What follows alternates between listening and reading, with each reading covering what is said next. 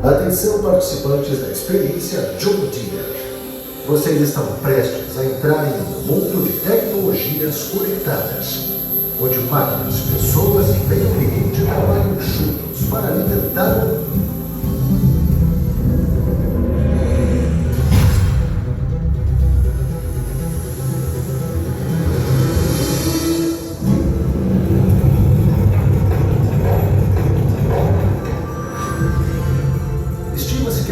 De grãos no Brasil irá crescer 40% nos próximos 5 anos.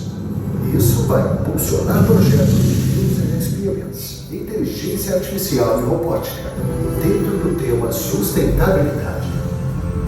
O motivo disso é que a agricultura hoje funciona com máquinas conectadas em nuvem e processam uma quantidade imensa de dados utilizando telemetria, machine learning, OTA e data mining. Com tudo isso, elas podem calcular o melhor jeito de trabalhar as centenas de variáveis que compõem a produção agrícola. A chuva é apenas uma delas.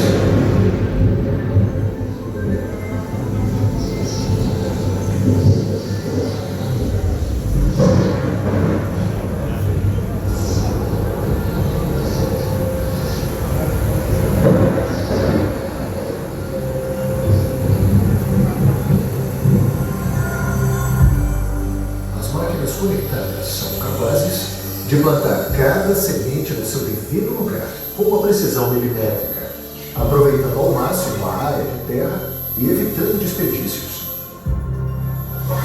Elas também detectam a melhor rotação do motor conforme o terreno para queimar menos combustível. E ainda identificam ervas daninhas através de câmeras e processamento de imagem, para aplicar somente o necessário de herbicida e no lugar exato. Isso é apenas uma amostra. A John Deere oferece muito mais do que máquinas conectadas. São pessoas conectadas, unidas ao meio ambiente através da tecnologia para produzir plantas cada vez mais saudáveis, em maior quantidade e com menor impacto para o mundo. Vamos olhar um pouco mais de perto como isso funciona.